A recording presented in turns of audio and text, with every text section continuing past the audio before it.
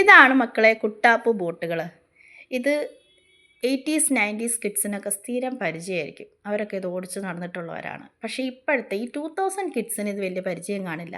ഇപ്പോൾ remote കാറുകളുടെയൊക്കെ കാലഘട്ടമല്ലേ, mobile ഫോൺസിൻ്റെ കാലഘട്ടമാണ്. അപ്പോൾ ഇതിന് വലിയ പ്രസക്തി ഉണ്ടോയെന്ന് എനിക്കറിയില്ല. അപ്പോൾ പരിചയം ഇല്ലാത്തവർക്ക് വേണ്ടിയിട്ടാണ് ഞാനിത് പരിചയപ്പെടുത്തുന്നത്. എൻ്റെ വീഡിയോ ആദ്യമായി കാണുന്ന കൂട്ടുകാർ ദയവ് ഇതൊന്ന് സബ്സ്ക്രൈബ് ചെയ്ത് സപ്പോർട്ട് ചെയ്യണേ. വീഡിയോ ഇഷ്ടപ്പെട്ടാൽ ലൈക്ക് ചെയ്യണേ, ഷെയർ ചെയ്യണേ, കമൻറ്റ് ചെയ്യണേ. അപ്പോൾ ഇതാണ് ഞങ്ങൾ മേടിച്ച കുട്ടാപ്പൂ ബോട്ട്. ഒരു സ്റ്റേഷനറി കടയിൽ നിന്നാണ് മേടിച്ചത്. 100 രൂപയാണ് ഇതിൻ്റെ വില. അപ്പോൾ ഇതിൻ്റെ അകത്ത് ഒരു ചെറിയ രസീത് പോലെ ഒരു കുറിപ്പടിയുണ്ട്. അപ്പോൾ അതിൽ കുട്ടാപ്പൂ ബോട്ടുകൾ എന്ന് എഴുതിയിട്ടുണ്ട്. എങ്ങനെയാണ് ഇത് പ്രവർത്തിക്കുന്നതെന്ന് എഴുതിയിട്ടുണ്ട്. പിന്നെ ഇതിൻ്റെ അകത്ത് എണ്ണ ഒഴിച്ച് കത്തിക്കാൻ ഒരു പാത്രം വെച്ചിട്ടുണ്ട്. നീളമുള്ള കൈപ്പിടിയോടുകൂടി ഒരു ചെറിയ മെറ്റലിൻ്റെ പാത്രം.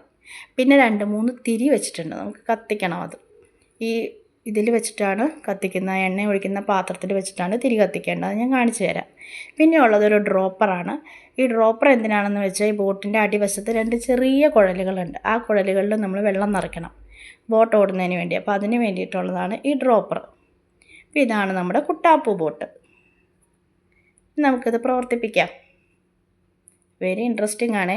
അപ്പം ഞാൻ നേരത്തെ പറഞ്ഞതുപോലെ തീരെ ചെറിയ കുട്ടികൾ ഇത് കളിക്കാൻ പോകണ്ട. 10 വയസ്സിൻ്റെ മേലെയുള്ള കുട്ടികളൊക്കെ ഇത് ചെയ്ത് നോക്കിയാൽ മതി.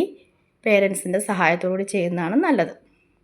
അപ്പോൾ ഇതുപോലെ ബോട്ട് എടുത്തിട്ട് അതിൻ്റെ ആദ്യം ചെയ്യേണ്ട പ്രൊസീജിയർ എന്ന് പറഞ്ഞാൽ അതിൻ്റെ ബാക്കിൽ ചെറിയ കുഴലുണ്ടെന്ന് പറഞ്ഞില്ല, 2 കുഴലുകളുണ്ട്.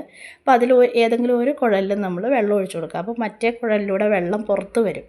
ആ സ്റ്റേജ് വരെ നമ്മൾ വെള്ളം ഒഴിച്ചു കൊടുക്കണം. അപ്പോൾ ബോട്ട് ഓടിക്കാൻ ഇതുപോലെ ഒരു ടാങ്കിൽ വെള്ളം നിറച്ച സ്ഥലം ഉണ്ടെങ്കിൽ അത് കൂടുതൽ നല്ലതാണ്.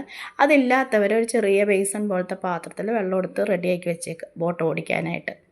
ഇനി നമ്മൾ ആ എണ്ണ ഒഴിക്കേണ്ട പാത്രം എടുത്തിട്ട് അതിലേക്ക് എണ്ണ നിറയെ ഒഴിച്ചു കൊടുക്കുക.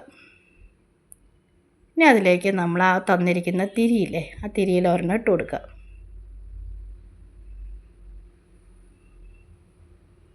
ഇതുപോലെ വളച്ച് അതിൻ്റെ ഉള്ളിൽ ഫില്ല് ചെയ്ത് വയ്ക്കുക. തിരിയുടെ മറ്റേ അറ്റം ഒന്ന് എണ്ണയിൽ മുക്കിയതിന് ശേഷം ഒന്ന് പൊക്കി കൊടുക്കുക. ഇതുപോലെ പൊക്കി വയ്ക്കുക. ഇനി നമ്മൾ ആ തിരി കത്തിക്കണം. അത് നന്നായിട്ട് കത്തിയതിന് ശേഷം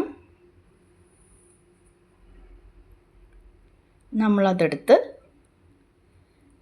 നമ്മുടെ ബോട്ടിൻ്റെ അകവശത്തോട്ട് ഇച്ചിരി കയറിയിരിക്കാൻ പാകത്തിന് കയറ്റി വയ്ക്കണം.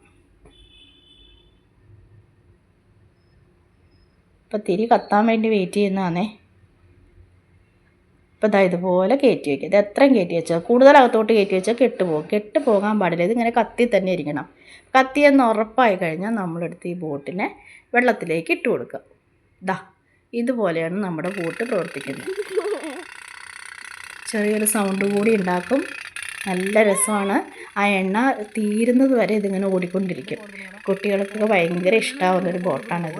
ഇപ്പോൾ തന്നെ കണ്ടില്ലേ, ആ ബോട്ട് ഓടി തുടങ്ങിയപ്പോൾ എൻ്റെ കുട്ടികളുണ്ടാക്കുന്ന സൗണ്ടാണ് നിങ്ങൾ ഈ കൂടെ കേൾക്കുന്നത്. അത്രമാത്രം കുട്ടികൾക്ക് ഇഷ്ടപ്പെടുന്ന ഒരു ടോയാണ്. എപ്പോഴും മൊബൈൽ ഫോൺ കുത്തിപ്പിടിച്ചിരിക്കുന്ന കുട്ടികൾക്കൊക്കെ ഇതൊന്ന് മേടിച്ച് കൊടുത്തു നോക്കൂ. ഈ വെക്കേഷൻ കാലത്ത് അവർക്ക് ഉറപ്പായിട്ട് ഇഷ്ടപ്പെടും.